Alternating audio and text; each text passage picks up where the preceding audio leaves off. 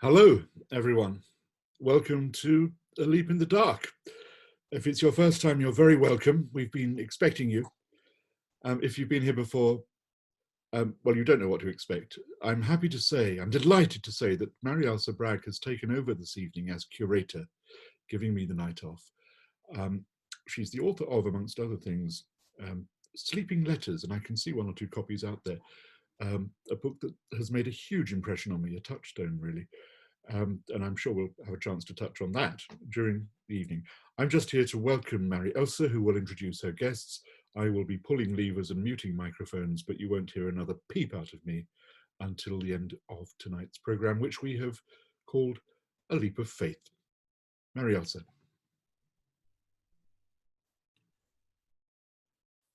Well, good evening. Can you hear me all right? Yes, good. Well, this evening we've got a treat, but before I start, I'd like to kind of tip my cap to David Collard because of his generous spirit and encyclopedic mind. this incredible Zoom theatre has been going on twice a week, all the way through lockdown. And this is the penultimate one. So I'd like to thank you, David. And I know it's all in aid of the Trussell Trust, so I'm sure they're very grateful too. You know, in all the excitement, I forgot to mention, yes, we do raise a few bob, if possible, for the Trussell Trust, which organises food banks throughout the country, or the local equivalent if you're outside Britain. By the way, this is the anti-penultimate, I think, because we've got two more. Yeah, next weekend. So next Friday, I'm sorry to correct you, it's your show, but next Friday is the penultimate. And the following Saturday, next Saturday, will be the ultimate, as in definitive, but also final. Leap in the dark. Have we got that right? I don't know. You're the scholar. So there are still people in the waiting room coming in slowly. So can we just let them come in first? We can if you like. Yeah. Okay, let's let them. You're in charge. Please don't mind me.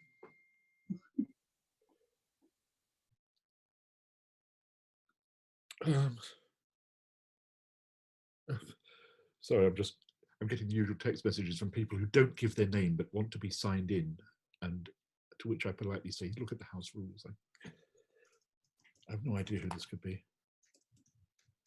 Any idea? Does that number mean anything to anyone?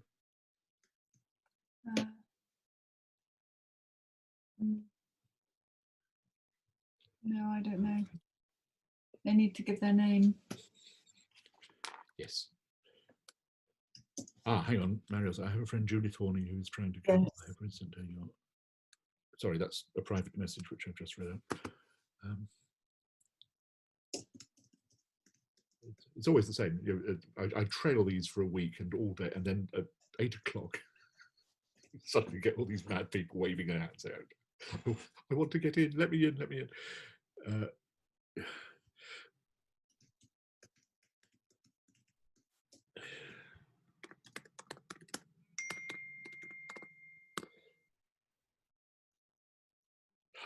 Okay.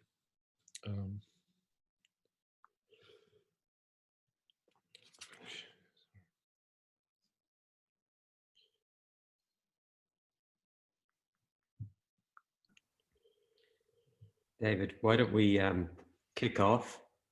You manage those people in the background, and let's start with the program. Sorry, I've handed over to Marie-Elsa, so to go. You could mute, then we'll get on. That'd be brilliant. Okay, because we can hear you doing it. All good? Great. Okay. So, welcome to this evening of Leap in the Dark. This evening we've got Paul Fiddis, theologian, Marley Rodrigo, poet, and who's also done a PhD on Jung and beyond on negative capability. Got a short 5-minute prompt break, and then we're going to hear a beautiful song from Melanie Pappenheim, who's a singer, composer, and performer, and she's going to sing something of Hildegard von Bingen for us. And then we've got a really lovely discussion with Gary Latchman, who's a writer on people like Steiner, Gurdjieff, Ouspensky, Colin Wilson, and more. And he's written a really interesting book on the lost knowledge of imagination. And Mark Vernon, who's a writer and therapist, and has written books on Plato, God, friendship, history of Christianity, and more. And we'll be talking together on Owen Barfield and William Blake and imagination, really. And Paul Fiddis will join us for a final conversation to sum up. You don't want this in your space at the moment. Now, somebody's got their microphone on, so can you all just check your microphones are off? Brilliant. My first guest is Paul Fiddis, who's a British theologian, novelist, and Baptist minister. He's been a professor of systematic theology in the University of Oxford for many years and was principal of Regent's Park College. He's one of the leading scholars of theology and literature writing today. And he's written 11 books, among them Past and Present Salvation, Participating in God, and a novel, A Unicorn Dies. But his book, The Creative Suffering of God, is considered to be one of the major contributions to theology in the last decades of the 20th century. And he's just finished a book on Shakespeare, and another one on Iris Murdoch, and another one involving C.S. Lewis. So we'll be talking about process theology, and we'll also be talking about literature and theology. But first, a very short introduction to process theology. Process theology has the idea, well, has no idea of creation being wound up and then left to unfold. There's no fixed aim of paradise or a pre-fall to return to. God and humans are continually in relationship. It's normally thought of as beginning with Alfred North White or Charles Hartshorne, and John Cobb. But some people think that people like Teilhard de Chardin are process theologians, or Hegel even, or Abraham Joshua Heckel. So I'd like to introduce you to the idea of Alfred North White, whose dates are kind of 1761 to 1947, and he was a mathematician and very into physics and maths. Of course, so his lifespan was over 2 world wars, saw a big change in science and technology. And he was in competition for a while with Einstein, writing about relativity, because both of them were looking at this incredible intellect, but wanting to bring intellect and imagination together. And so really Alfred Whitehead's idea is about internal relationality, that God is always in relationship with us and we are always in relationship with God. And his idea of creation is not a kind of billiard ball universe with balls causally affecting each other all the time. Really, he has a concept of the universe with events, creative events, unfolding. But these events enter into each other and change each other, a bit like Hegel's thesis, antithesis, and synthesis. They change each other, and so creation is kind of self-arising, self-constituting. And all the possibilities are, God is aware of all the possibilities, and they're prehended. You can't say apprehended because that's kind of causal, so he uses the word prehended. And they're prehended, and we choose them as we become co-creative with God all the time. It's not a mechanistic world at all. It's a teleological world with a sort of subjective co-creation. All of existence is relational. Some people call it like improvisational creative jazz. But that brings real problems. What kind of God is this? In this co-creation, it means that everything that feels an event is really living. So a stone, a tree, a human being, we're all in this event together. And so that means that God is in this event as well. So what kind of God is it that is experiencing everything with us? And if God feels all the things we're feeling, why on earth will God stick with us when we're making such a mess of everything? Does God feel sorrow, hate, evil, anger? Is God helpless? Where's the boundary to our freedom? So these kind of questions and more are tackled in Paul Fidus's brilliant book, The Creative Suffering of God. So I'd like to welcome you, Paul Fidus, to the conversation. If you could turn on your microphone. Yes, I've done so. Oh, great. Thank you very much, Marie-Elsa, for the welcome. It's very good to be here with this group. You've asked me, I think, first of all, to reflect on how process philosophy, developed by thinkers like Alfred North Whitehead and Charles Hartshorne, could feed into theology, into process theology. There are 3 principles, I think, of process philosophy that have proved very useful to some theologians, myself among them. One is that God always acts in the world through persuasive love, not by any kind of coercion. In this organic whole that you were talking about, so divine causation is influence. It's offering aims to all created beings.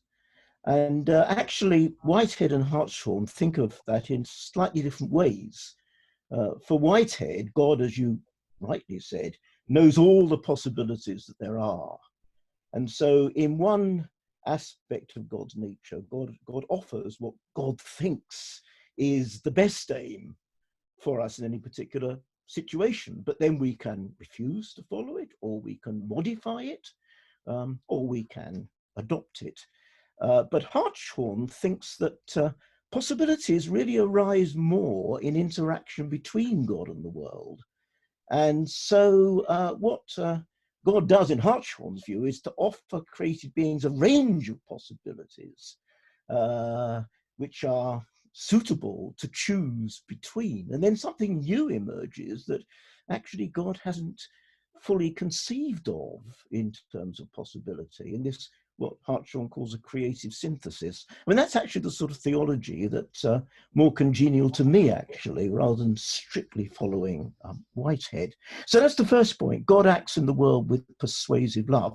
The second main principle that theology has found useful is that God suffers with the world, absorbs all the effects and experience and even injuries of the world into God's self, as well as gaining from the world, gaining new values from the world. And the third point that's proved useful theologically is that all created beings respond to this influence of God at every level of the organic world, but in their own way, all in the same way as human beings. And that's why there is this universal creativity. Everything is involved in this creative movement.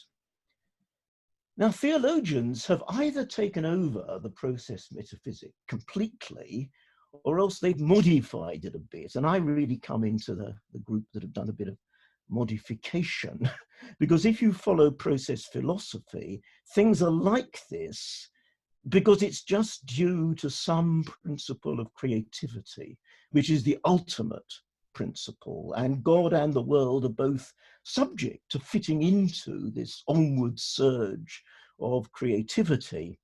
I rather prefer to think that these three principles I've mentioned come from the desire and will of God in God's self, what you might call a kind of self-limitation. God desires to be a creator in a way that is drawing on the creativity of the whole of creation. So this is grounded in God's own desire to be this kind of creator. That isn't strictly process thinking. It's actually more of a combination, you might say, of the thought of Karl Barth, a Protestant theologian, about God's will being ultimate and God's desire being ultimate rather than some other principle. So that's what I briefly sketch out as being the kind of, seems to be a useful input of process philosophy into theology. Now, I could go on to specify this with regard to certain theological ideas. Would you like me to do that? Well, yes, and in particular, it would be really interesting to see how this system really deals with things like the idea of evil and suffering, because we can make pretty dire choices. Yes, well, I suppose one of the least inadequate solutions to the problem of suffering, I say least inadequate rather than totally adequate, is a view of free will. That is, that things and people drift away from God's purpose for good because of their own freedom. Now, the great advantage of process philosophy is that this free will is spread throughout the organic world. It isn't just human beings, but things have their own kind of freedom to move towards satisfaction, the fulfillment of values, and the following of this creative, loving influence of God. So it does help, actually, in terms of thinking of the origin of evil, which I would understand as a lapsing away from God's purpose for life and fullness of life. If it in fact applies to every level of the created world. If you take, though, what I've called this theological modification, that this comes from the desire of God, then of course God is not altogether free of responsibility for this. If the final principle is creativity, then you can say, well, it's not God's fault at all, because God's just obeying the creative impulses of things. In giving this or having this freedom, it isn't dependent upon the will or the desire of God. If you say God wants the whole of creation to be free like this, and this is ended in this tragedy of evil, then of course God is ultimately responsible, not specifically for acts of evil, but for setting the whole thing up in the first place like this.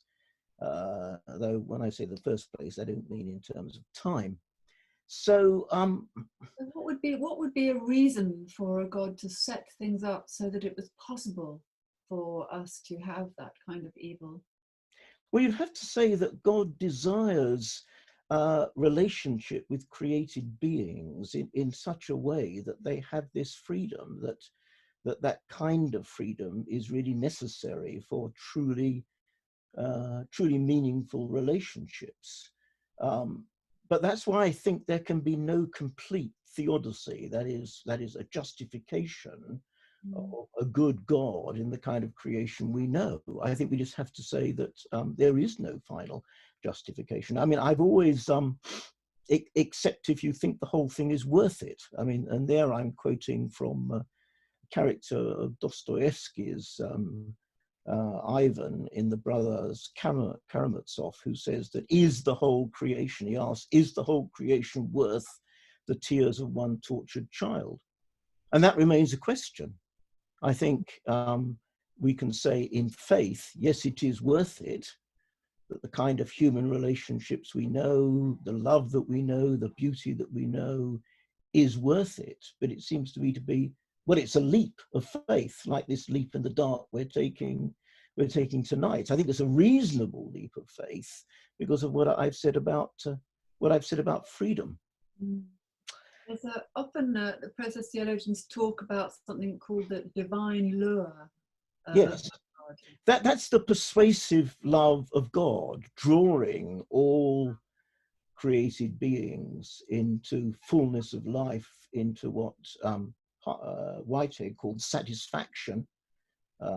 So that's the influence of God's love, drawing creation towards fulfillment.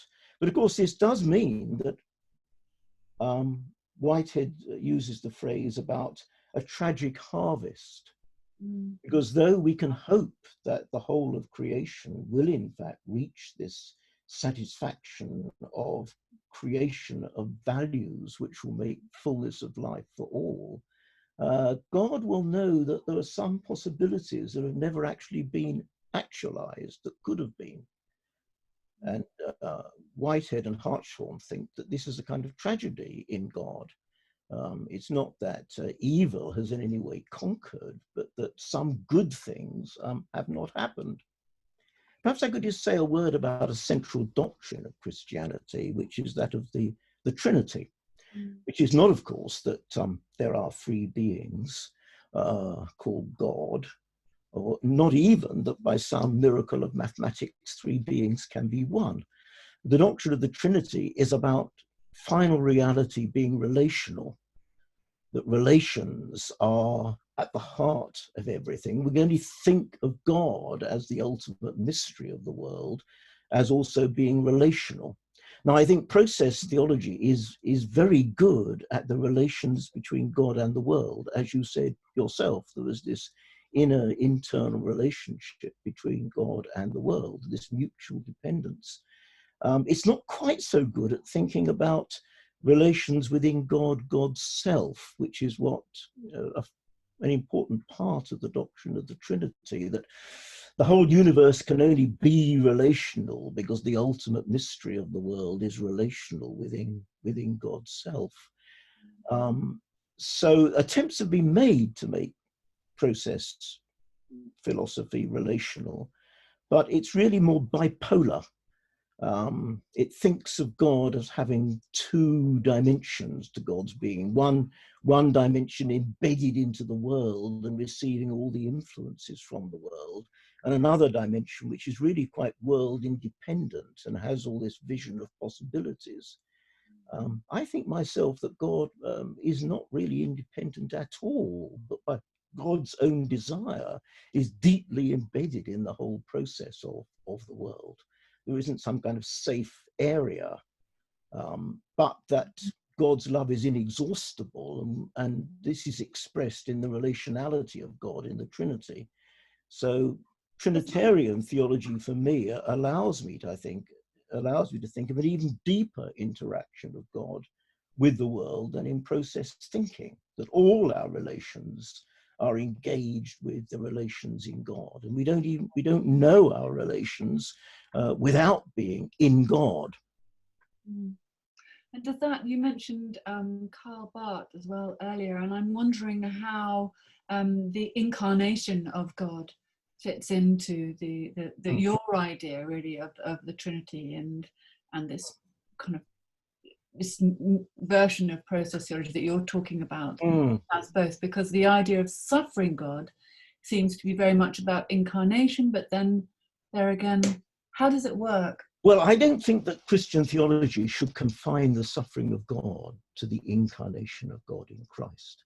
I'd want to say that God is always and has always been suffering with a suffering world, and through persuasive love been overcoming that suffering, not by coercion, but by this lure of which you're speaking. But that Christians think that in Christ, God went furthest along this path of engagement with the world and deep participation within the universe, or indeed many universes. I mean, we only know one, but they're very well maybe parallel universes. But the one we know, that Christians think God has gone most deeply within this universe in the person of Christ. So I want to say that all human beings participate in the triune life of God. That is, all human beings move within those movements of relationship in God that we might call Father, Son, and Spirit, but I think we also ought to give feminine genders to as well. We're talking about relations, and therefore they can't be confined within one particular gender. But all human beings engage in these movements of love in God. But Christians think that Christ participated most deeply and most fully. How? I think we would see as something of a mystery, and there isn't time perhaps to explore some of the ways we might think of that. But I would see this, the life of Christ as being this point of intensity and focus of the engagement of God with the world. One of the usefulnesses of process thought is that because in process thought, all human experience is taken into God and then has an impact on the future, as other beings then, as you say, prehend God, engage in God, then it is easier to think of the effect of Christ upon our lives today as taken into this this life of the God who is engaged with the world. Bringing that into the more kind of personal realm of creativity, I know you've been just written a book on Shakespeare and creativity, and I wondered if you could say something about how this really affects everyone when they're really consciously engaging in creativity, and whether you can see this these kind of ideas in the work of Shakespeare, particularly perhaps The Tempest that you've been looking at. Oh, right. Well, yes, as you say, I'm particularly interested in the engagement between theology and literature. Yes, well, this does fit into the kind of vision I've been talking about, because if everything lives in the presence of God, and indeed is engaged in the life of God, then everything is also open to the self-disclosure of God, God's, you might say, self-revelation, the opening of God's self, the opening of mystery to us. And so, though Christians think that we can see this particularly focused in Christ and the life of the church and the Holy Scriptures, it means that we can also find this self-disclosure of God in all written texts. And therefore, reading literature and indeed engaging in all the creative arts should help us to do theology. So I see a sort of dialogue going on, that on the one hand, reading, let us say, Shakespeare from a theological perspective enables us to see things within the text we might not otherwise see. How Shakespeare, for example, is using scripture and Christian thinking for making his own art. And on the other hand, it helps the theologian to do theology, to make choices about the way that a theologian thinks about some of the great Christian doctrines. So this is kind of a two-way dialogue. So if you asked about The Tempest, shall we talk a bit about that? Have we got time to do that? Yes. Yeah. Well, first of all, we can see the way that Shakespeare is using texts of scripture and the doctrine of his time that he knew to build a portrait of a man who is more or less in control of his environment. This is Prospero on his island. And he's using scripture to show us this by making a lot of allusions to Christ, for example, with regard to Prospero, not because Prospero is a Christ figure, but because people familiar with the kind of control people thought Christ had over, let us say, nature, could then find that in Prospero. So he controls the storm, for example, as Christ does in the Gospels. He is greeted by Ariel with all hail that one finds in the Gospels. He claims to open graves, and he's presented as a kind of judge of all things on the day of the Lord when he confronts his enemies on the island. But scripture is also used to make clear that Prospero's control isn't absolute. There are hostile forces that he has to confront, something like what scripture calls principalities and powers, forces which he really can't control, embodied in Ariel and Caliban, and indeed some of the nobles who've come from Naples and Milan to be shipwrecked on his island. And there were the powers of time and death that he can't control. So you get a lot of scripture reference in that great speech of Prospero, be cheerful, sir, our revels now are ended. Quotations from Second Epistle of Peter about everything being dissolved, quotations from the Psalms about everything passing away like smoke, and so on. This is Shakespeare using texts in order to communicate this picture of a man who's quite largely in control of affairs, but is then faced by things he can't control, and which, when he leaves the island, he's going to be even more vulnerable to than he is while he's on the island. But that then enables Shakespeare to develop what I will call a kind of general spirituality, not a Christian dogma, but a kind of universal spirituality. And here it's a spirituality of the need for forgiveness. How do we cope in living in this kind of situation of being vulnerable to these forces that confront us? Shakespeare suggests that forgiveness is needed, but it can't be compelled, rather like that view of God in Process thought. God can't compel us to accept forgiveness. And Prospero can't compel his enemies to accept forgiveness. And indeed, two of them seem to completely refuse it, Sebastian and Antonio. So that's where I think we can see Shakespeare using Christian texts to make a play and to commend a general spirituality, not for any kind of Christian dogmatic purpose. But then looking at the dialogue the other way, this helps a theologian to do theology.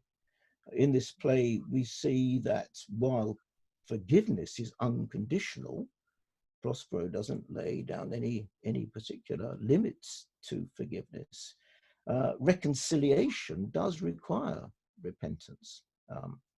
So there's a kind of unconditional forgiveness, but a conditional reconciliation. Interesting, because there you kind of, I'm thinking of the voice of Miranda, whose lament of calling Prospero's bluff, telling them that she knows that he set up the storm in the first place, but also at the end when she says to everybody how beautiful humankind is. There's something of the divine lure in her hopeful voice. Yes, but of course Prospero's quite realistic about this, isn't it? Because she says this brave new world with such creatures in it, and he says, well, it's new to you, so but not to me. Because in a way, it's interesting that it is kind of new to him because he has thrown away his rough magic. right. What do you make of the throwing away of the book into the sea and the rough magic? Well, I see this as being Prospero's opening himself to vulnerability, knowing that he can't, in fact, take up his old life and be an effective ruler if he's going to carry on by magic having control over the whole environment. This isn't any way to live. And so he gives up that control, which I've suggested has only been a partial control. Of course, some people have seen this as being Shakespeare himself, coming to the end of his dramatic career and throwing away his magical arts of drama. But I think that's a bit over romantic, really, because Shakespeare probably didn't know that this was the last complete play he was going to write. He did collaborate in others.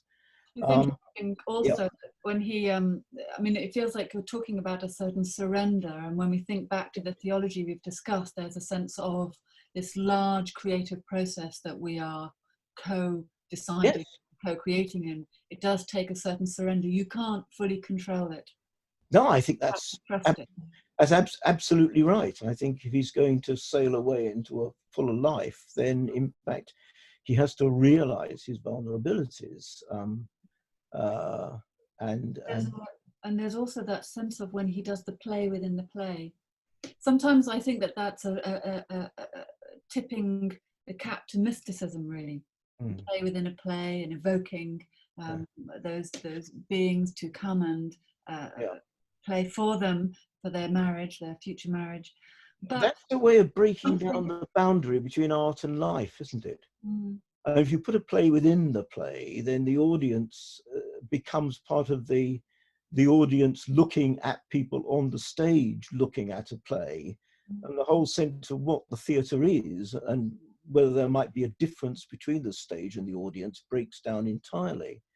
And so we begin to see the whole of life as a play. And our revels now are ended, of course, is about the ending of the revels of the little play within the play. It's about the ending of the play itself. It's about the ending of the individual life. And it's about the ending of the whole globe, with that apocalyptic vision that I mentioned earlier. And we're drawn into that. We know that with Prospero, we too are vulnerable in this drama in which we're participating. Prospero, in fact, draws us in right at the end of the play, because where the actor at the end of a play would often say, well, I used to be a king, but now I'm just a poor actor looking for your applause. Prospero gives us an epilogue in which he asks us to pray for him on his journey back to Milan. In other words, the play's still going on, and we're drawn into it as participants in it. I think that's why a theologian, I think, can justifiably find something like the plays of Shakespeare impacting her or his own theology, because we're all being drawn into the play. That's lovely. I love the ending, actually, the idea of Prospero asking us all to pray for him can really be read in that sense of we are all in this together. And there's something very uniting about this idea, this theology, isn't there? There's something that we are all cross-relating. I know in the audience we've got somebody who's studied a lot of constellation therapy, and I can imagine them picking up those ideas from Bert Hellinger and thinking that, goodness me, it really kind of does describe this co-creation and this connectedness that we have. Finally, I do have a question for you about your own creativity, because I know you've also written a novel, but also that when you write theology, I understand that it is, from what you've said, understandably a creative process. I wondered if you could say something about your own personal experience of that space. Well, thank you. Well, I began this novel with an image in mind, and of course, image and imagination belong together. The rather mysterious image of the unicorn, particularly the death of the unicorn, an image with a rich and complex tradition in art and in spirituality and in theology. The unicorn is an image of Christ in medieval thinking, as well as being an image of a lover and indeed a sacrificial victim. So there was this whole mystery of the unicorn itself, and then the place of the unicorn in contemporary culture. And I'm not thinking so much about the fluffy pink unicorn of the young children, but thinking about the way that young people have sometimes identified themselves as a unicorn, meaning I'm a unique person. It's an assertion of self-identity, of particular being. If you go on the internet, you'll find lots of people claiming to be a unicorn, meaning I'm not being dragged along by the culture, but I'm being myself. So interested and captivated by this image, I could, of course, have written a book of theology about it. In fact, a publisher asked me to do that. But I thought, well, I'd rather explore it in a story, and indeed a story which is a mystery story, the story of a mysterious death. In fact, a detective story. So why not make the key character a graduate student of theology who's writing about the unicorn? And this student himself does suffer a mysterious death. And why not make the detective another, perhaps younger student who has been learning about unicorns in his medieval English course and wants to discover why and how this other student died. So I'm suggesting that starting with an image, you then get led into a story, and then find yourself being led by the characters themselves into exploring this whole world that is being created, which overlaps with our world and yet provides other opportunities for, you might say, incarnation within that world. So that was some of what I experienced, I think, in terms of creativity, the power of an image, the possibility of exploring this through a story, and then finding the world opening up around the story. And basically, in the novel, the mystery of the death is solved through learning about the unicorn, particularly looking at works of art about the unicorn. But how, I would leave anyone who'd like to read it to discover. But you asked about, as it were, the creativity. That's what I found the creativity to be: the power of the image, the possibility of the story, and the opening up of another kind of world. Well, that's wonderful. Thank you. We all, I'm sure, will be looking forward to reading not only the creative suffering of God, but also your novel and your next book on Shakespeare. And it's been very kind of you to talk so generously with us. Thank you. And I hope that you'll meet us a bit later with Gary and Mark on the City, for the City debate. Well, thank you for asking me again and being with you all. It's been lovely to listen to you. Thank you. Oh, well, we move on, goodness, to Amali Rodrigo, who is a poet published by Blood Axe. She was born and grew up in a Buddhist family in Sri Lanka. Her first collection, The Lotus Gatherers, was published by Blood Axe in 2016. It's about body, spirit, the feminine. It's beautiful. And her second collection, The Golden Thread, is due with Blood Axe again in 2022 because of COVID, so everything's kind of gone a bit later. And luckily, we're actually going to hear some of both collections today. And she's also completed a PhD in poetry and negative capability through the ideas of Wilfred Bion and Carl Jung at Lancaster University. So we're going to have a small conversation. But first of all, we're going to hear a poem from her first collection, Kama Sutra. Thank you, Marie-Elsa.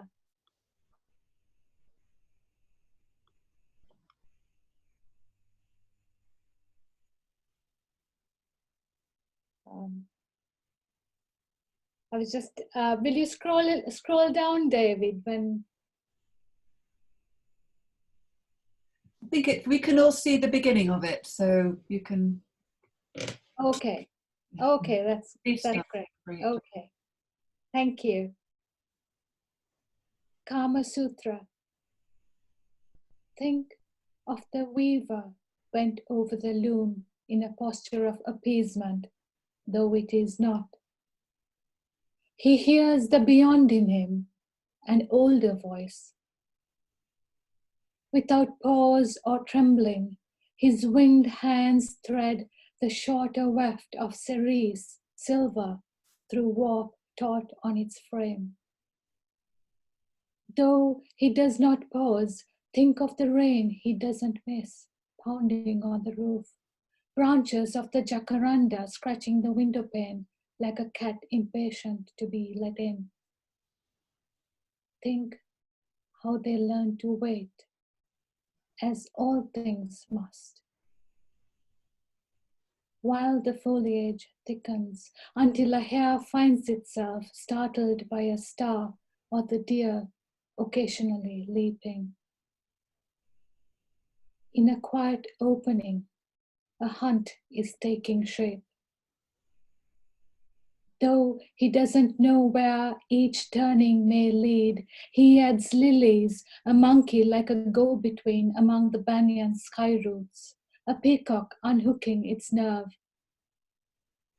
Think how he breathes into them, into each knot reworked, each new loop that shows a little more of itself. And this archer he sends into the world to become an arrow. When all the birds fly up at once in the tapestry's very center, think of the barely disturbed tree.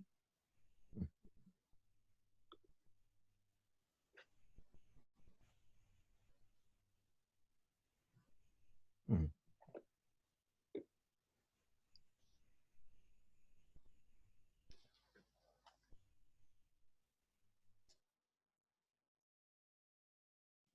Beautiful, thank you, Amali. Thank you. Coming back on the screen again there now, David. Perfect. So, Amali, you were brought up in a Buddhist family. Yes. Your poetry is so much about spirituality. I wondered if you could just tell us a little bit about what the Buddhism was like you were brought up around and how it's influenced your spirituality and your writing today. Yes, I have a very complex relationship with Buddhism because the Buddhism I grew up with in Sri Lanka is Theravada Buddhism, which is very different from Mahayana or Zen. The Mahayana is the Buddhism that most people in the West are aware of, which is from Nepal and Tibet and from the northern India.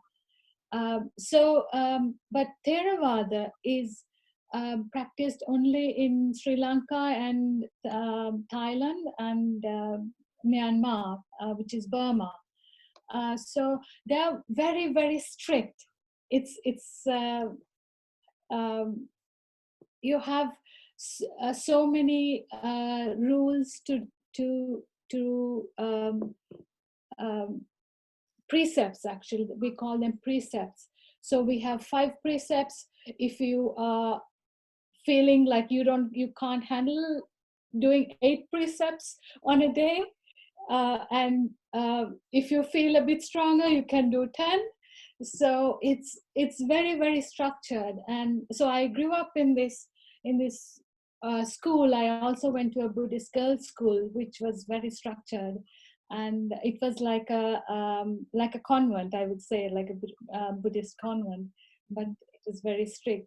So my spirituality I think what I bring out of it is that maybe the practical aspects of meditation and paying attention to the moment and expanding awareness rather than the metaphysics of it, because as I said, I have a complex relationship, because I had an experience of experiencing God, and there was no space for God in Buddhism. So it's a very complex relationship. Well, that's a really interesting thing to say. There was no space for God in Buddhism. What do you mean by that? What is God? God for me is something that arose spontaneously in me as an experience, because I wasn't taught of God as a creator or as a narrative. It wasn't given to me, but during a very difficult time in my life, I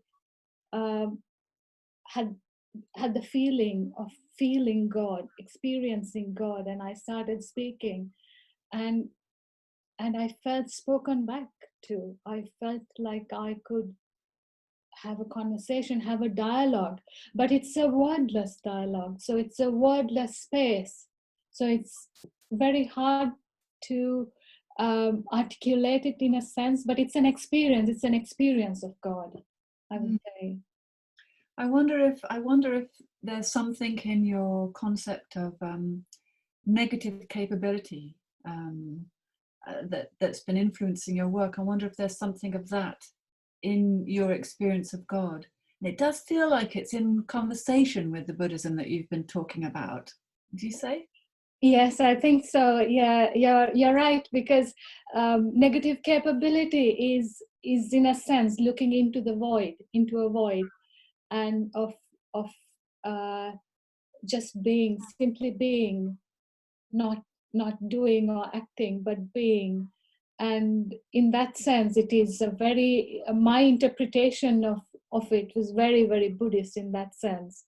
So when you think of if you think of time as chronos and kairos, the spiritual vertical time, and chronos, the linear time, I think I began more and more to try to exist in the moment, so more on the vertical dimension, more the spiritual dimension. So this is a different way of expressing the same thing.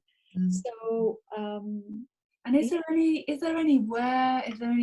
place, maybe nature or something, is there anywhere that you experience more of this relationship with God that you're talking about? I think nature, trees or water, but it's mostly where I sit. And meditation, usually you hear of is you close your eyes, you focus your attention on breath. That's what I grew up with, but that's not what I do. I sit with my eyes open and I'm focusing. I am looking at nature or trees or whatever's in front of me, but I'm focusing on my presence. So it's the sensation I get is it's like concentric circles of expanding awareness around me. So but I am there in the center. And you're very aware. It sounds like you're very incarnate. You're very being. You're very in nature. You're part of nature, I suppose. Yeah. Yes, I am part of nature. Yeah, very much in. I am one with nature in that mind space. Yeah. And how does the form and shape of poetry help you hold those kind of experiences? Yes, it is mostly the page, if you think of as the canvas or space or breath, where breath can flow into. So the empty space, where the breath flows in, and with words, it shapes itself on the page.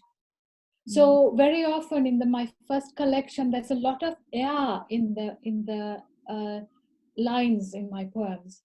So the lines are short, or they're fractured, or there's a lot of space in between. So there's a lot of breath.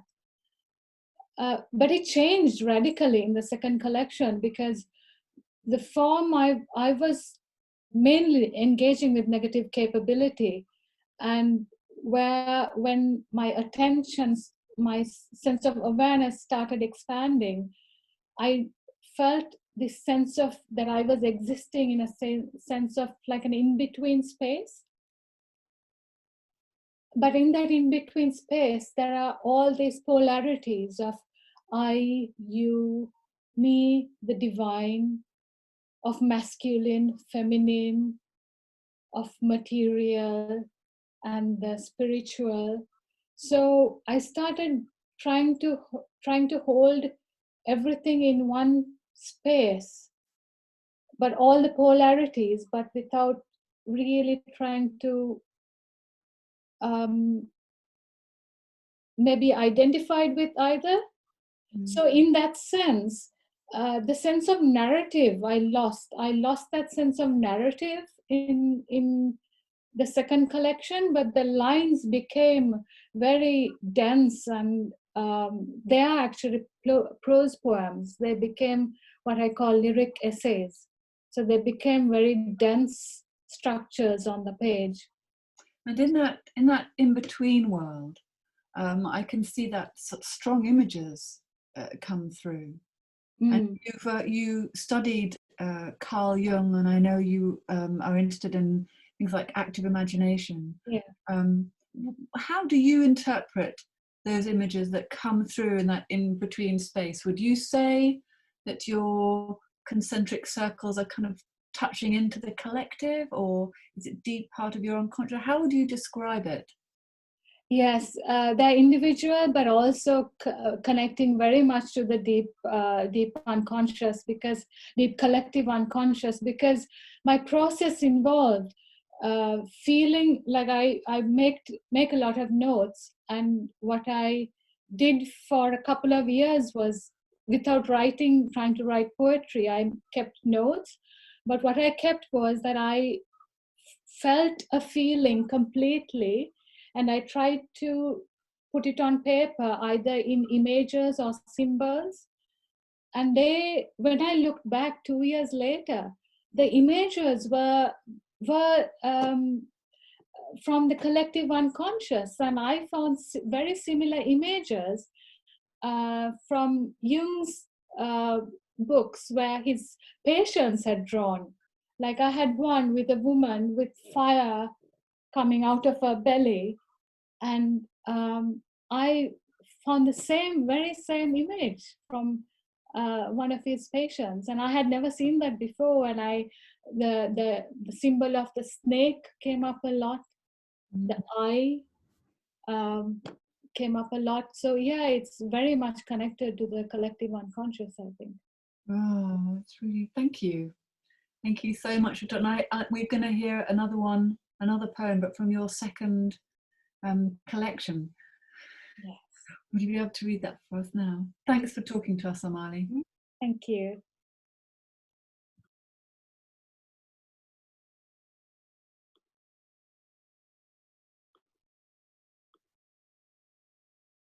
Beloved, Mother believes I will roam from sorrow to sorrow in the endless tracks of samsara, because I refuse to renounce the exquisiteness of this perishable world. Colors are the most essential qualities of a thing, not lines, writes Milosz. He is thinking of Cézanne.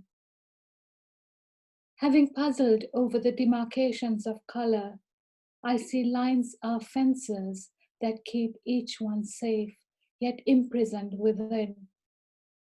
Does I, being the first person, suffer the same fate, hemmed in by a narrative from life's unspooling mystery? isn't the greatest terror of the heart like the golden tiger that's caged by the freedom it senses in the spaces between bars?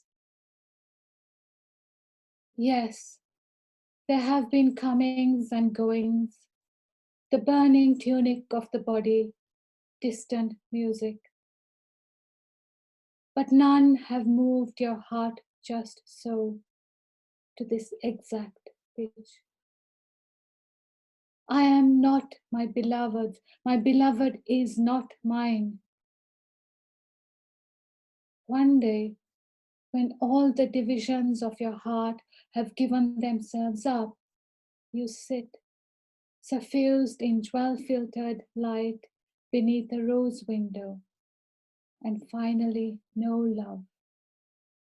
Love that comes too late perhaps for this dwelt world. When love with all its stances have wandered in circles, when all the impostors are gone, when the beloved too has departed.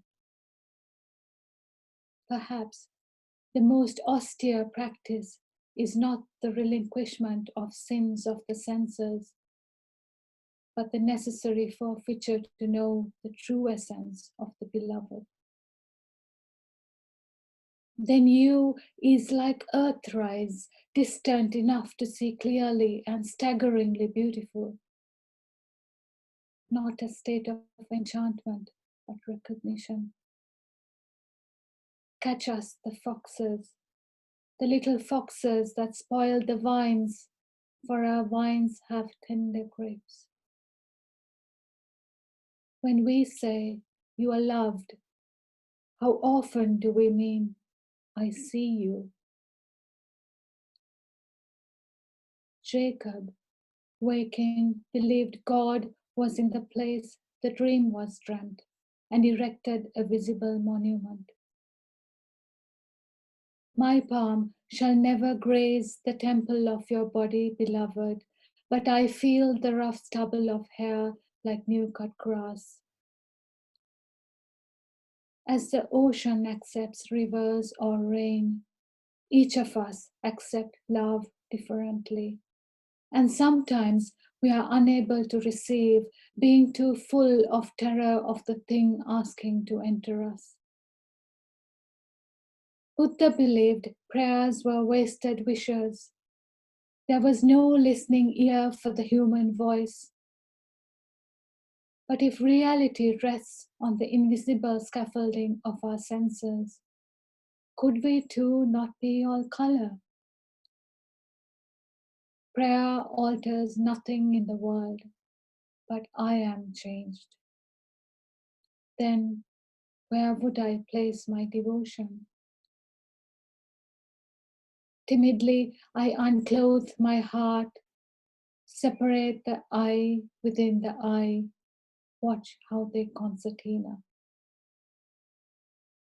Must I have one voice? You who have listened in silence, would you hear me if I gave breath to all the songs within me? Would I hear yours?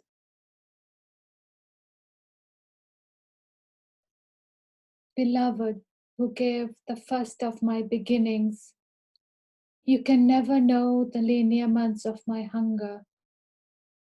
May you be spared is her unuttered wish as I set out alone on a far journey.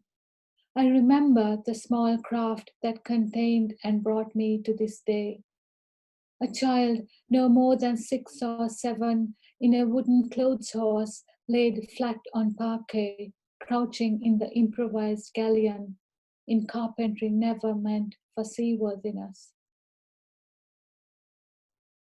But faith is the child with the fortune of troops. Something stirred in the wood and gave way to ocean. Something nestled in the mind and leapt into freedom. There's always the thing beneath the desire, asking to be seen. And this dawn, when I walk stiffly at the edge of the ocean, that row too is differently heard. Beloved, it is what becomes of I when I am next to you. Sorrow so full of possibilities that never quite took shape. Like a wanderer's shelter, find me as you and I separately walk past through the last village into the interior. For how else shall I remember that I am my beloved's, my beloved is mine?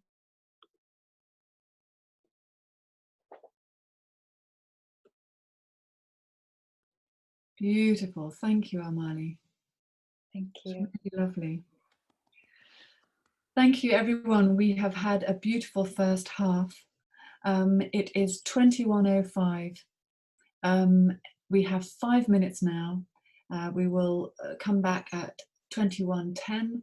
Please feel free to go to the toilet or recharge your glasses with plenty of wine, because we're going to hear the beautiful Melanie Pappenheim sing her a song by Hildegard of Bingen, and then we're going to have a great debate with Gary Latchman and Mark Berman and also Paul Fiddis.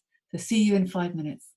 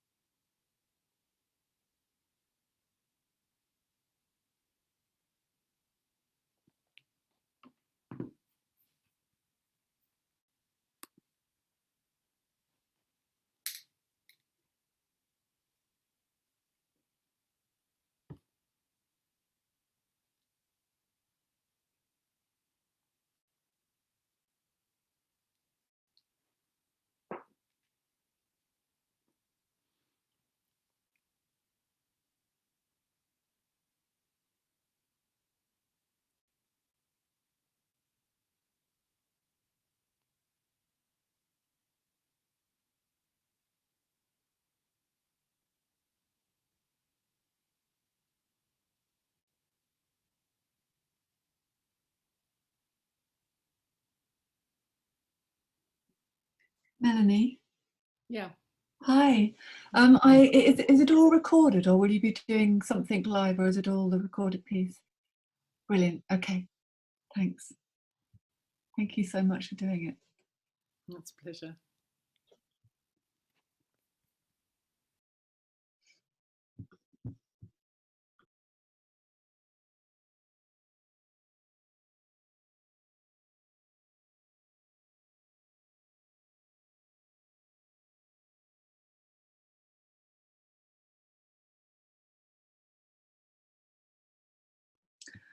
Okay, I'm putting out a voice call to bring everyone back into the building with your ice creams and your plastic cups of wine. Please do join the theatre again. I should put a bell call, really. Don't you have the bells? Well, sadly, he can't work out how to play them. Oh, that's a shame. I know. Oh. I can play them on my phone. Yes, you play them for us on your phone. That'd be great. Okay, I'll see what I can do. Thanks.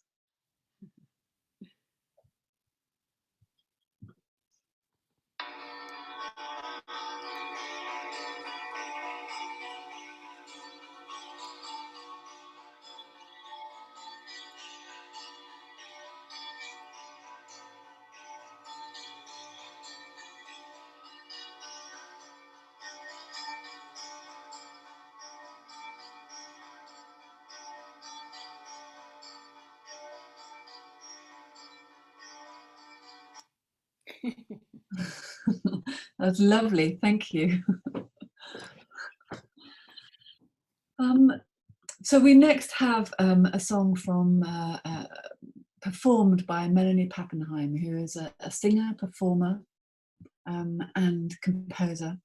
She's worked with composers like Jocelyn Pook, Orlando Goff, Gavin Byers, and Graham Fitkin, and performed in a huge variety of venues, ranging from the Royal Opera House, the ENO, the Royal Albert Hall, the National Theatre, Glyndebourne, in clubs, lighthouses, hillsides, halls, and basements everywhere. This evening, she'll be singing a piece composed by Hildegard of Bingen, a German Benedictine abbess, writer and composer and philosopher, kind of Christian mystic, really, whose quote is the title of this weekly theatre event, Leap in the Dark, and whose feast day is actually this week on the 17th of September. She died in 1179. So here's a piece composed by Hildegard of Bingen and sung by Melanie Pappenheim.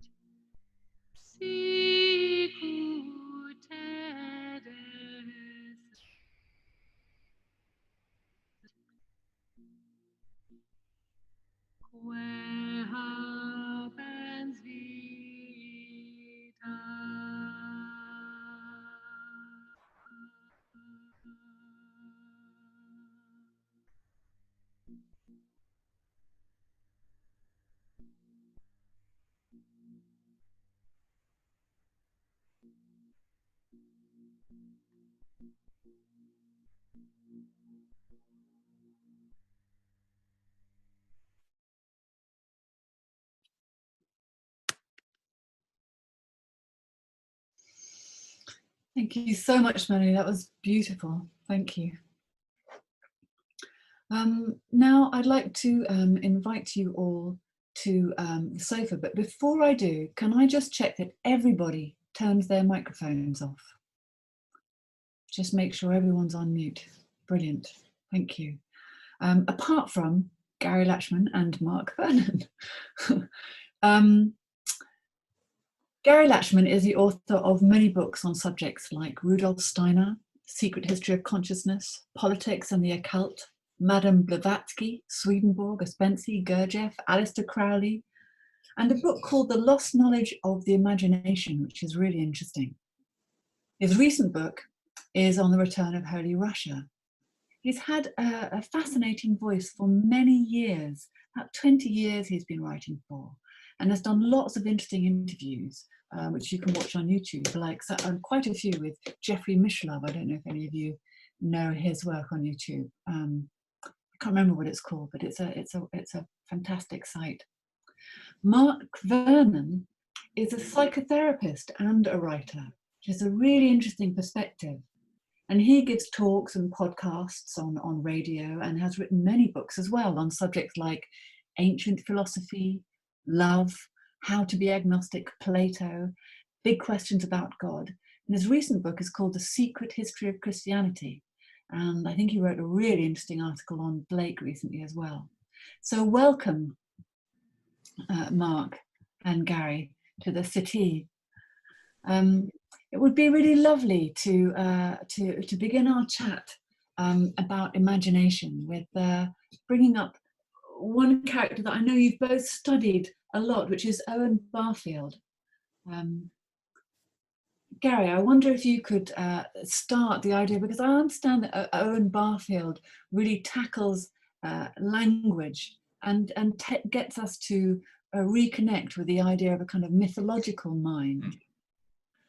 Yes, yeah, Owen Barfield is somebody that should be much better known than he is.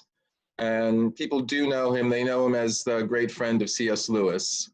And he was also a sort of expositor of the ideas of Rudolf Steiner. But he started out writing in the 1920s. And he wrote a very interesting book called History in English Words. And he had this idea that through the history of language, he could sort of chart what he saw as a kind of evolution of consciousness. And to put it simply, what he discovered was that as he looked back into the history of language, language seemed to be more and more figurative, less literal, less prosaic than our modern languages. It was more vital, it was more living, it was much more metaphoric. And it had this kind of living kind of character to it. And he wondered why that was the case. And he also noticed that earlier language produced the same effect on him that romantic poetry did, the poetry that he loved a lot, Keats and Shelley. I mean, we're talking about negative capability with Amalia. I mean, Keats talks about negative capability as the poet's power to sort of hover in uncertainty without having grasping any kind of conclusion, and to allow intuitions to come up and things of that sort. And what Barfield, again, to put it kind of simply, he went against the tide of the general idea of the history of language. People like Max Muller, who was one of the great, well, he would be considered one of the great dead white European males today, because he was responsible for the translation of what were some of the sacred books of the East in the late 19th, early 20th century. But he had this idea because the ideas of evolution were mostly Darwinian then, and well, they still are today in the mainstream. But that language had to start out as being very, very simple. And then somehow, over time, it suddenly burst into this fantastic sort of modality of poetry and kind of metaphoric content and being very lively and figurative. And what Muller and others sort of said, well, there must have been this kind of weird generation of kind of prehistoric poets who suddenly decided to turn this very simple language, because it must have started out simple in this Darwinian, view of how things evolved, because the thing was they never could get back at this kind of language that should be simple and just very, very prosaic. But the further back they went, it just was more and more metaphoric. So there wasn't, they just posited this earlier time. And what Barfield said was like, well, instead of that, maybe it's the case that back then people actually saw the world in that way. They saw the world as a more living, kind of poetic, vital way, rather than the way we see it. We see this world as something that's very different from us. It's completely other, completely outside of our consciousness. And it's there, and it's brute matter of fact. Whereas Barfield suggested that it seems that in an earlier time there was more of what he called a participatory kind of relationship, where the outside and the inner weren't split off in this very radical way. And this was something that he thought, well, if that was the case at an earlier time, consciousness is very different than it is today. And that would suggest that there's a possibility that in the future, it would be different as well. And these moments that he would get from reading poetry, when this notion of participation seemed to happen, that seemed to him to foreshadow what a kind of future sort of evolution of consciousness would be like. Would you say that he is therefore kind of trying to bring in the new consciousness that had been developed and with the old one and bring the two together, or was he saying that we got a bit lost? Mark? Yeah, I think well, another factor to sort of weave in to what Gary's outlined there is that he thought that human consciousness, at least, goes through periods where there's a withdrawal of participation, as he put it, from this felt sense, this felt consciousness of where my inner life and the inner life of the world around is integrated and in some kind of flow. There are periods of withdrawal. And for Barfield, there's always a kind of good side and a bad side to that. The bad side is the sense of alienation, and he felt that the 17th century, with the so-called scientific revolution, had embarked us upon another phase of withdrawal, and very much now the struggle is to know how to reconnect, well, even to others, let alone to the rest of the world and deities. But there's a good side to it, which is that our individuality intensifies during these periods of withdrawal. And so nowadays we value the individual more than has ever been valued before. And that can, when it reconnects with the world around, bring about new periods of freedom, in fact. And broadly speaking, he adopted the Neoplatonic idea that the creation had fallen out of an exuberant emanation of the one, and it was U-shaped, and it was going to return to the one, but with difference. And one of the key differences would be that we individuals would now be able to know of our unity with the rest of the world, but with a kind of freedom to navigate it, because we become more conscious of our place in the world in relation to others and to the divine. So the sort of unity in final participation, as he called it, would be one of more like harmony, a unity based on diversity and harmony, rather than a unity based on uniformity. So the struggle is always, has the downside, but also can make for a new kind of consciousness, which has this dynamic of moving forward, as Gary was saying. And Gary, what does he really mean by imagination then? Who, Barfield? Yeah. Well, imagination is one of these words that mean many, many different things, and it's actually it's a good example of what one of my favorite quotes from George Steiner, who's a great literary scholar who passed away not too long ago, and he said, "Our dictionaries lag behind our needs." So we have sort of intuitions of things, and we have very clumsily attached a kind of one-size-fits-all word to it. So imagination is one of these words. But for Barfield, it's a kind of, imagination for him is a kind of active agency of our own consciousness in engaging with the world, with ourselves, our own, inner world, with the outer world, with others. And so it's a kind of, it's a sort of thing that we think of imagination. We tend to think of it either as a substitute for reality, make-believe, or that's just your imagination, or in your dreams, or we think of it as at the cutting edge, something, at the front lines of some innovative, new breakthrough. and that kind of thing. And of course, we still, you know, there's a place within the arts and all of that. But for people like Barfield, and I mean, I would even say people like Whitehead earlier, and people like Blake, who, you know, you mentioned and all that. I mean, imagination for them is a kind of actual, it's a faculty, which basically it's the way we grasp reality. I mean, this is something that, as Mark said, you know, at an earlier time, pre the 1600s, pre-17th century, imagination was considered a kind of active faculty along with our, you know, perception and senses and all of that, not this kind of purely subjective sort of thing. It got marginalized into that with the rise of the, you know, the scientific revolution, where the criteria for truth was measurability and being quantifiable, and, you know, something that was visible and verifiable by the senses. So it got sidelined. But I mean, imagination, I would say, is basically it's our ability to grasp reality. And if you think about what the word realize means, when we think about it, you realize something. You make something real when you realize something. And I think that's something that slips us by. And this power we have to actually make something real, in the sense that you knew that was the case, but now I really know that it's the case. I realize this is really true. You've added another dimension to it. And I would say imagination is that ability to reveal or, you know, provide access to this other dimension.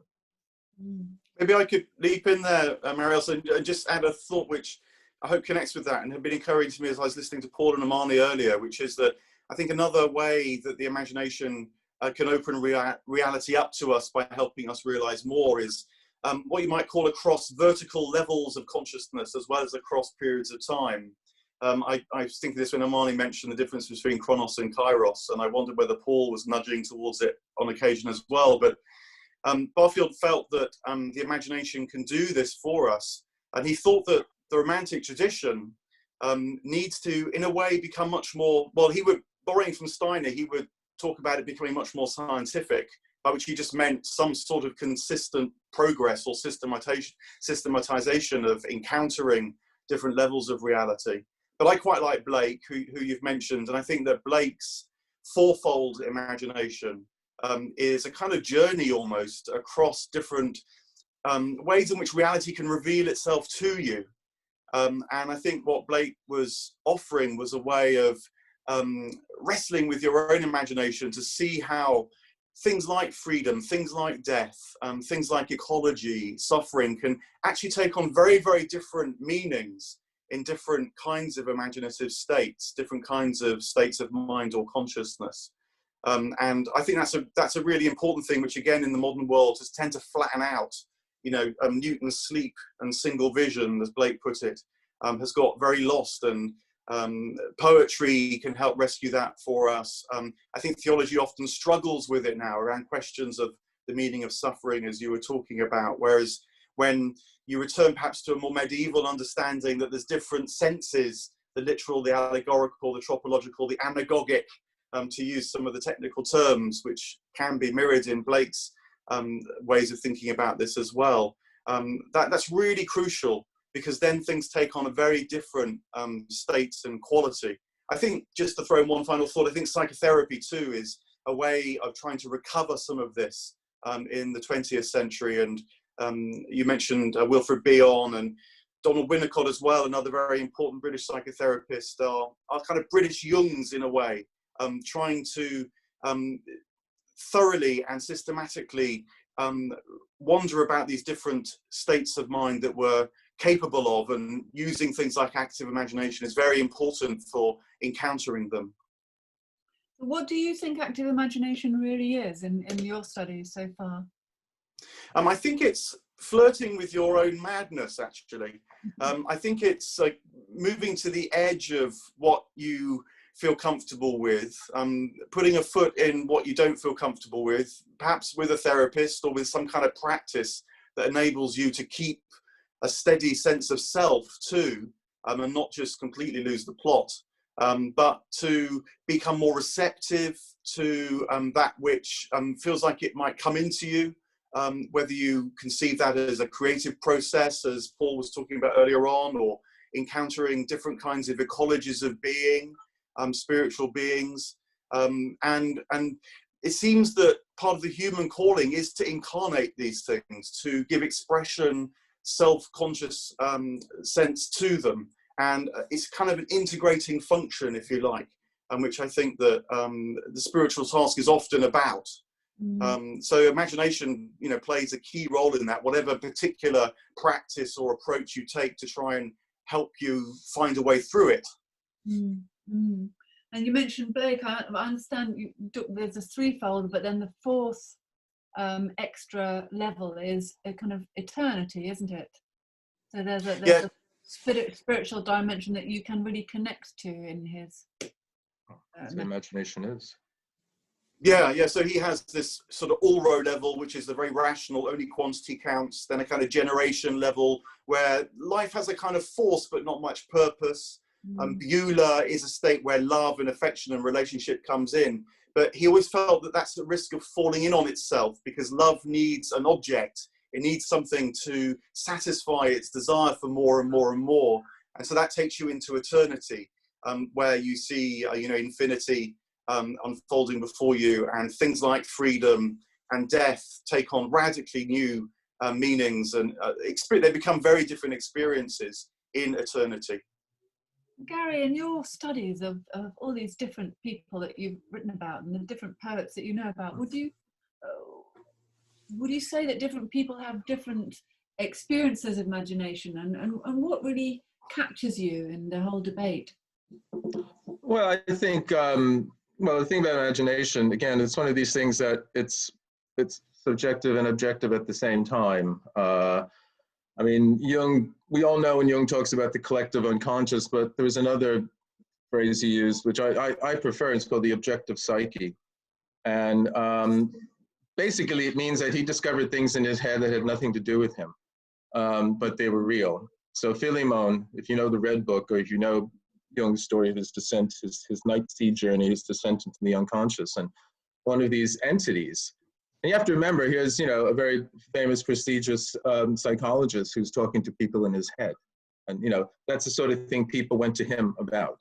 So he was going mad, as Mark said, and he encountered these entities, and Philemon, who was this sort of inner guru, and if you know the picture of him, he's the fellow with the wings, the kingfisher, but his face looks remarkably like Freud's. He tells Jung that you think your thoughts are your own and your feelings are your own, but they're not. They're like the animals and the plants and the flowers in the forest, and you share this forest with them as well. And I live here too, and it's sort of so we have our own little world that's our little wants and needs kind of imagination, wish fulfillment, and then we enter into this inner realm that, in a sense, exists on its own.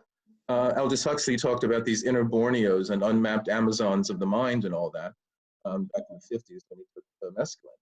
And but they're yours because you are the unique entry into this inner kind of objective world.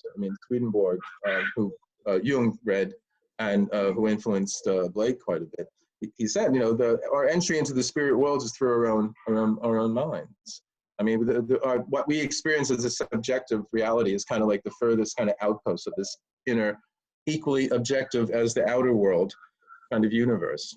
And so I was saying, so what I found about all these different people like Jung and Steiner and Swedenborg and Henri Corbin and others who have taken these inner journeys, they're all different, but they all have a great deal in common. So it's like they're all landing on a different new world, but at different places. So some are up in Nova Scotia and some are down in Florida or something like that. And the terrain is very different, but it's a new world. And if they went back with their reports, they would differ, but they went to the same place. When you say the terrain is very different, are you talking about their own individual way of connecting to the collective unconscious, really? Well, Swedenborg talks about angels taking him trips to heaven and hell, and Mars and Venus and Jupiter and the spirit world and places like that. And he writes this very matter-of-fact rough guide to heaven and hell. If that book of his called Heaven and Hell, it's the most readable of his books. But it's basically, well, here we are. This is like it's like in heaven. They came and got me today. We went to the supermarket, and basically he said it's kind of like if you want a TripAdvisor for heaven and hell, that's what he's doing. And then he has these long, pretty unreadable, arid tracts of a kind of his own sort of spiritual theology. So that's what he saw, and he said, "I have seen and heard." But then Rudolf Steiner, who reads the Akashic record and is privy to the, you know, ancient cosmic past and also the future, he sees something very different. But it also has this kind of tang of kind of objectivity to some degree, that it's not just wild, mad fantasy. And Jung, when he, you know, went into the collective unconscious, he met Philemon and these other, and Blake had his own inner mythology and all that. So it's this, I mean, we exist, we exist now in this world. We exist in Ulro, we exist in Newton's single vision. So we're trying to talk about these other levels using a language that's suited for this, and that's why it starts to sound like very absurd and crazy and all that. But that's our job, is to stretch the language out into these other spheres. I wonder if, Paul, you have any idea about this and the concept of revelation, because you've been looking at C.S. Lewis, who was also in the Inklings with Owen Barfield, and I wonder whether revelation has a part to play in this idea of imagination. Oh, we can't hear you. You're on mute. There we go. Now, I want you to observe, first of all, that our conversation about process was almost entirely about the influence of God on the world and the world on God. Of course, we didn't really talk about the mutual influence between things in the world and beings in the world, because the whole idea of process is a great network of mutual influence and persuasion. So here we're with Owen Barfield on participation. And I think what Barfield does is to link metaphor up with participation. And of course, the point is that metaphor is taking a picture of something and applying it to something else, showing how things are connected. I mean, Hopkins, for example, phrased the weeds like wheels grow long, lovely, and lush. Comparing a weed to a wheel is taking two things in the world and showing how they're connected with one another. So metaphor, which I think is a fundamental part of imagination, is this ability to make pictures which in fact connect things, which are surprisingly connected, in which you wouldn't expect to see connected. Metaphor can be quite shocking in that way. So I think that's a very important part of imagination, is to find ourselves in an interconnected universe. For a Christian theologian, of course, this is because we all interconnect in the triune God. That is, relationality is at the very heart of the mystery of reality. We only relate to each other because we relate through the ultimate mystery, which is God. And that, of course, is where revelation comes in, because if you're living in the presence of this relating mystery of God, then you have to have self-disclosure in order to be able to understand this and to become more conscious about it. As Gary was rightly saying, that's how you move towards harmonization, to be aware of this mutual participation, which we can express in metaphor. So, you mentioned Lewis. Lewis, of course, was not very good, really, on giving less good than Barfield on giving credit to human creativity, because he thought all we were doing was imitating the mind of God, and we couldn't be novel and do new things. That would be very presumptuous. Whereas I think at the heart of Barfield's vision, and I think my vision of imagination, is that we are doing new things which actually add to that store of values which is contained within God, the supreme mystery. So I think Lewis was a bit too orthodox here, and a bit too worried about taking over God's function, and didn't really give the kind of scope to creativity that you do see in Barfield. You did mention about kairos. I hope we wouldn't see this being lack of time. I mean, I'd want to see the kairotic moment as being a healing of time, you know, bringing together of past, present, and future, which is often fragmented, not into timelessness, but into healed and harmonized time. And that's what I learned from Amali's poetry that we heard read. Mark, you had an idea of how this came in Christianity. From I think you've written a bit about it in your book.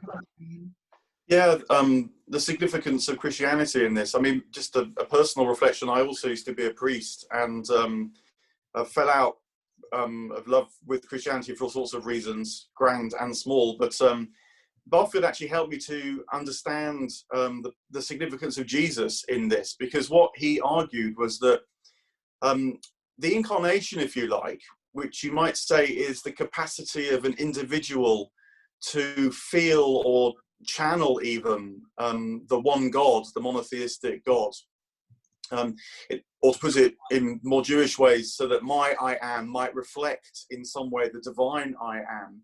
He thought that because he had this sense of consciousness evolving, that there was this pivotal moment in human history, which particularly came to be in the West signified around the figure of Jesus, where individuality in a way was fully born as we would understand it. And part of his tracking back through language, as Gary was outlining, was he realized that say in Homer, or indeed in the earliest bits of the Hebrew Bible, there isn't really the sense of being an individual in our sense. And this starts to emerge with, particularly in the Hebrew story, with the period of exile, and then in the Greek story with the emergence of philosophy.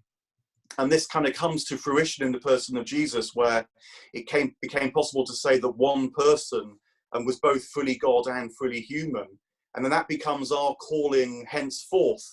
But of course, the other thing to add is that there's quite a powerful reflexivity in this, that because we're individuals, how we manifest these things will vary very much by time and place in culture. And so it's sometimes observed in a religious experience, the Christian maybe will meet Christ, but the Hindus say would meet Krishna. Or as Gary was saying, Jung and Swedenborg seem to go somehow to the same place, even though they see it in some very different ways. And I think that's because our personal consciousness, you might say, or unconsciousness, is somehow meeting this wider reality. And we sort of receive it, certainly into our waking consciousness, through the filters, through the lenses, the glasses almost that we wear. And that's why there can be seeming differences, as well as a sort of somehow a felt sense that this is the same too. And for Christianity, I think this is a key issue now. It needs to move out of its exclusive claims around Christ and realize that actually the Christ principle is just its name for something which is much, much more general in the cosmos. And that can be seen in other traditions as well. Do you have a sense of this kind of sense of revelation in works of even people like Blavatsky? I mean, how does that work when you're talking to people who have very direct experiences, Gary? Blavatsky. Well, I mean, Madame Blavatsky is, people who don't know, she was this fantastic Russian woman, one of the 19th century giants, I would say, up there with Tolstoy and Balzac and all that, and she doesn't get quite the credit. But she's one of the founders of the Theosophical Society. And Amalia was earlier saying the difference between Theravada Buddhism and Mahayana.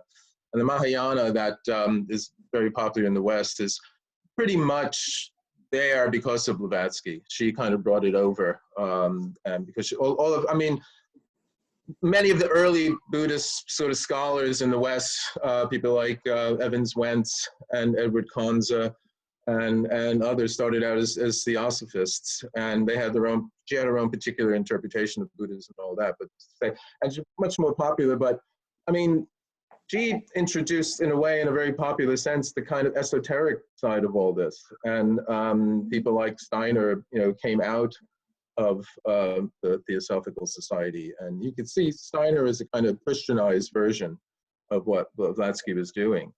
And again, she too has this kind of vision of a sort of evolution. And I mean, you said very early in the show about how you could possibly read Hegel as a kind of process theology. And he's the one who kind of gets this evolution kind of ball rolling, where, all history is part of this long process of something going somewhere. And she starts talking about that as well, but from the spiritual kind of point of view. where the entire universe is going through this long process of evolution and change. And we, as individuals, are part of that. And whatever you think about the actual kind of tenets of theosophy, which, you know, we could have a talk about that. I mean, it's kind of a grab bag of lots of different things. Its historical impact was to open up this kind of grassroots spirituality. That's why my book about her, I call her the mother of modern spirituality, because she's the one who sort of opened it up to sort of, you know, it's an experience you have rather than a kind of, you know, faith that you have to have in something.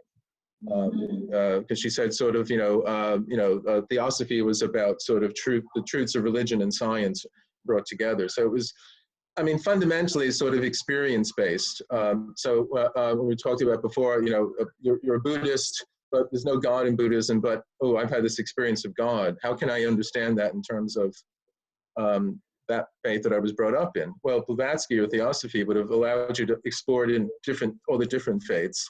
In a way, it was a very popular presentation of what we call the perennial philosophy today. This notion that at the heart of all the great religions and great faiths, there's a kind of central core of kind of fundamental spiritual belief or spiritual vision. And, you know, Aldous Huxley put that book together in the late 40s called The Perennial Philosophy, with different quotes from different mystics in the East and the West and all that. So I would say someone like Blavatsky, and that's where, you know, most people, I would say, you know, find, or at least many people find their spirituality today. It's not in the great faiths as much anymore. It's in this more grassroots kind of spirituality that, you know, we've come to call the New Age. Well, thank you so much. I think we're running out of time, but if I could just ask you all three one final question just to end on. Do any of you have a favorite poet or a favorite composer that really gives you a sense of entering into spirituality or imagine the imaginal? Gary, we'll start with you. Well, I have to say that probably one of the most spiritual moments I had was many years ago, and I was first getting to know Beethoven's late string quartets. And I forget which one it was I was listening to when I lived in West Hollywood. And it's a corny story, but yeah, I felt emotions that I didn't know, you know, existed. So I would say that somehow was a kind of transcendent experience for me. Okay, thank you. Mark, how about you? Yeah, well, I've spent quite a lot of this year and quite a lot of the lockdown wrestling with both William Blake, because I live in South London and so feel he's our local visionary, and wrestling with his poetry is, I think, the attempt to enter into different kinds of consciousness, different awarenesses and experiences of reality. So he's quite alchemical to read in a way, but also Dante, actually. I realized that this year is the 700th anniversary of the completion of the Divine Comedy, and then next year is the 700th anniversary of Dante's death.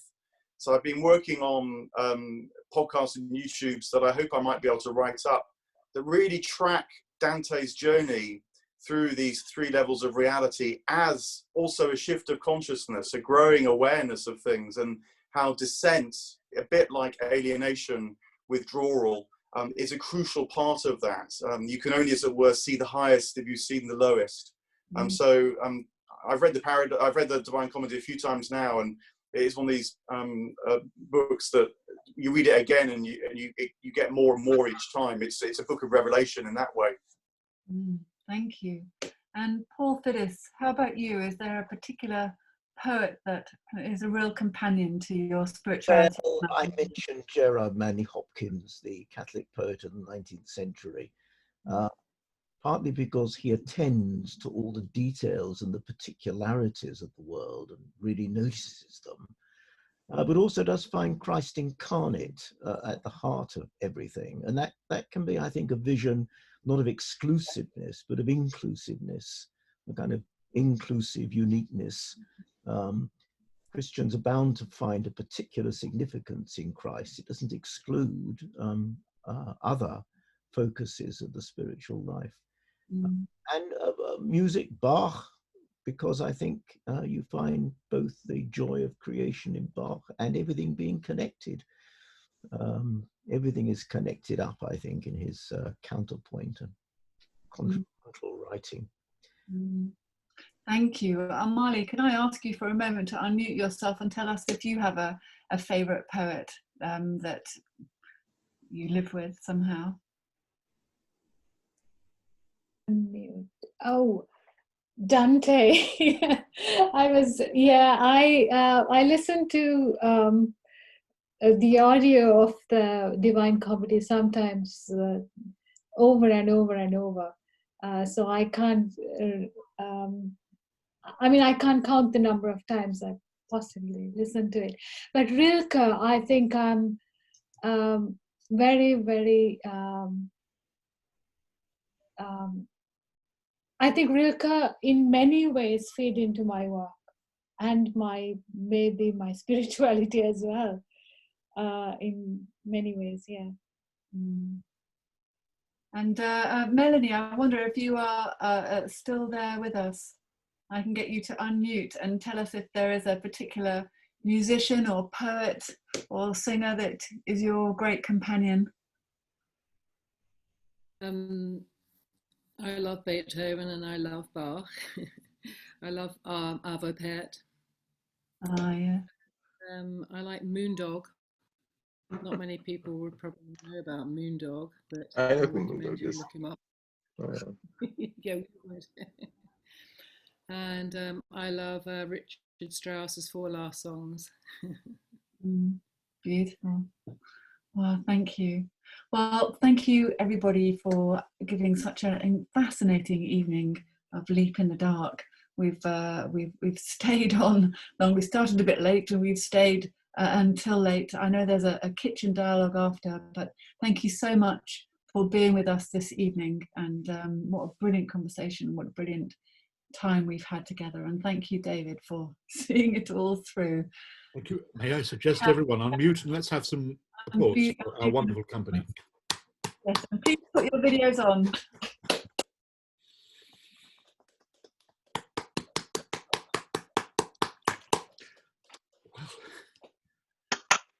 If I may, just a quick word. Thank you so much, Marie-Elsa, for curating. I've been completely transported this evening. My God, I've upped my game culturally. We've had Blake and Rilke and Dante and Beethoven. That was in the last 5 minutes. We've had the most wonderful, generous exchanges. I don't know where to begin, so I'll just say thank you all. Thank you, Paul, Gary, Mark, Amali, and Melanie, for the haunting music. I must apologize. When Hildegard of Bingen was at the height of her powers, which was all the time in the 11th century, she wrote a piece for the nuns in her convent in which a large choral piece, and various nuns had to play angels and virtues and incarnations of good things. And there was one role in this piece, which was the devil, which was played by a man, her secretary, and he didn't sing, he just shouted. Which is my idea of the devil, someone who shouts while other people are singing. And that was me tonight, I'm afraid. I thought I'd done all by the book, but I started Melanie's beautiful recording, and then you probably heard me shifting furniture around and being absolutely banal. I am so, so sorry. I'll wake up in a cold sweat in the middle of the night, I know, thinking of that moment. I'm so, so sorry. But thank you for your lovely voice, Melanie, and that wonderful music from 800 years ago. Can you imagine? 800 years old. Sounded as fresh as though it was written this morning, didn't it? Now, a very quick word. Next Friday and Saturday are the very last leaps, and you're all invited, and I hope you'll come. Friday is dedicated to a touchstone poet for me, and I'm sure for many of you, W.H. Auden. And we'll be looking at some of the maybe less familiar prose and some of the less familiar poems, and looking also at 2 epiphanies that really were life-changing for him, one very positively so, and the other terribly negatively, the latter throwing him back into the Anglican communion. So do come back, please, and give us your take on Auden's particularly eccentric form of high Anglicanism. So it's Auden next Friday, and it's going to be wonderful with some wonderful readers. Some of you know who you are. And on Saturday, it's the last leap of all, at the end of which we pull the plug. Like Prospero, I shall break my staff. And it's going to be a company evening featuring almost everyone who was at the very first Leap in the Dark on the 29th of February, leap year night, leap, dark, leap. in a real place with real people, and everyone's going to reunite on Saturday the 19th, and we're going to do a different program, but with the same company, which is rather marvelous. So do please join us. It's for a very good cause, which we've mentioned, the Trussell Trust, who organise food banks up and down the country at this dark time. So I just want to say thank you again, Marie-Elsa. That was the best evening I've had in a long time. And I don't want it to stop. So by all means, if you have beds to go to or things to tend to, please do so. But this is the point at which I close down the recording and we move into the kitchen, as it were, and you can say what you really think. So thank you all, and it's been a pleasure, a rare pleasure. I'm stopping the recording now.